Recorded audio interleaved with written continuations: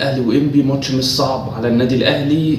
ناس كتيره بتتكلم على الغيابات والاداء والنادي الاهلي، فهقول لك ان النادي الاهلي السنه اللي فاتت اتعادل مع الفرقه دي في الماتشين، بس المره دي تختلف لان السنه دي المدرب بيلعب مدرب انبي بيلعب بثلاثه في الخط الخلفي، وده بيخلي فرقه انبي عندها شوارع في الخط الخلفي لانهم الثلاثه بيلعبوا فلات، مفيش اي واحد فيهم بيقدر يلعب زي فكره ليبرو كده، فبتلاقي نفسك ان انت بتلعب ثلاثه في مساحات بعرض الملعب كبيره، فتلاقي مودرن فيوتشر عمل عليهم هجمات، هتلاقي زد عمل عليهم هجمات خطيره، كان قاب قوسين او ادنى من ان هو يسجل في نادي انبي.